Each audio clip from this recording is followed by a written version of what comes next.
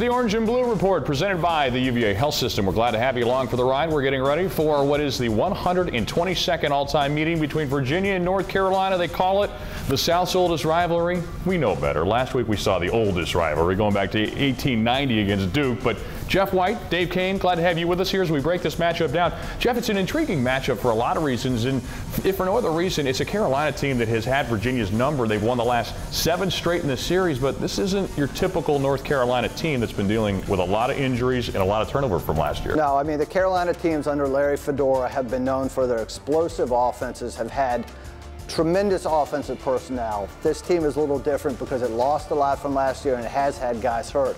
So if you look at the numbers, which I know you're familiar with, they're not scoring at nearly the clip they have in the past, are they? No, they're not. In fact, you're seeing a team over the previous 4 years average 35 points per game. This year, only 25 points per contest. And that has a lot to do with the fact that this is a team, they've lost 15 players since the season started for the season. A lot of new faces out here. Let's take a look at this North Carolina offense as it shapes up this season. Now, it bears mentioning for the Tar Heels, Coach Larry Fedora has said he is going to take more of an active role in coaching this offense moving forward. We'll see what that means, but a lot of the things we've seen in the past. Larry Fedora has a tremendous record against the University of Virginia. He was 2-0 as Southern Miss's head coach. He's 5-0 at UNC. In most of those games, if not all of them, his teams have scored a lot of points. This team, as we said, is a little different. They don't have the explosiveness or have not had it so far. They will run the read option with the quarterback. They will have a little bit of a twist, and they have an H-back who sometimes serves as a blocking back on these runs by the quarterback. Another thing they don't have, and this is probably the most prominent piece of the puzzle that's missing, that's experience. You've got a redshirt freshman at quarterback and Chaz Surratt behind him, a freshman and a sophomore at tailback, but you can see he can make some of the shorter throws, but so key for this North Carolina team, they feel this in this game will be their ability to move the chains. Another high-tempo team. Virginia's seen a few of these. We saw what happened to Duke. Virginia, number 8 in the country in time of possession. They can wear you out.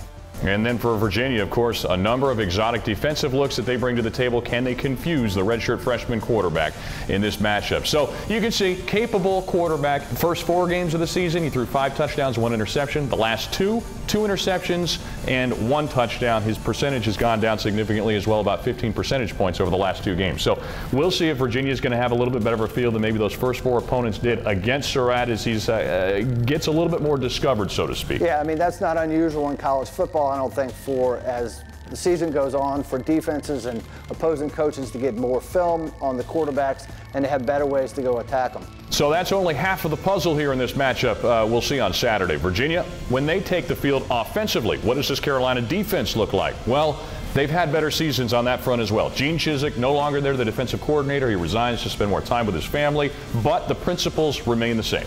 Gene Chizik's scheme is usually a 4-3. It's going to rely heavily on the corners to play man defense. Mostly read and react on 1st and 2nd down, and then on 3rd down, if it's 3rd and long, you will see some exotic blitzes from them, which again is not unusual at this point in the season. Virginia's seen exotic blitzes from some of its opponents. This will just really test the offensive line mentally, I think, as much as physically. And as it relates to some of the youth on that defensive side of things, guys like Miles Dorn, the safety, they've leaned on him to make some plays for this team this season. They're expecting him to improve as the season goes on and, of course, throughout his Carolina career, but they don't have a lot of that veteran leadership out there. Donnie Miles reportedly underwent surgery earlier this week, the other safety. So here's a guy who had started 33 consecutive games. Will he be available? It doesn't look like it. Just another name to add to the list as Virginia takes on this Carolina defense that has a lot of young faces that are learning on the fly in this game. Yeah, Virginia's coming off a game in which its offense was more productive and more efficient in the second half. I think on the road in particular, it's important to start well if you can. You know, there will be some opportunities to move the ball against this defense. Just looking at it statistically, it's giving up a lot of yards, it's giving up a lot of points. You know, in a game like this on the road against a team that's a little bit shaky based on how it's played, I think starting well can be a huge step toward winning a road game. Well, Virginia has been able to do that on a number of occasions, whether it's in the first half or the second half. That first drive out of the gates, Virginia's been awfully good. We'll see if they can replicate that coming up on Saturday. That's a 3:30 kickoff from Kenan Stadium in Chapel Hill, North Carolina. We hope you can join us on the radio broadcast. We'll hit the airwaves at 2:30 across the Virginia Sports Radio Network. For Jeff White, this is Dave Koehn saying thanks for stopping by, and go Hoos.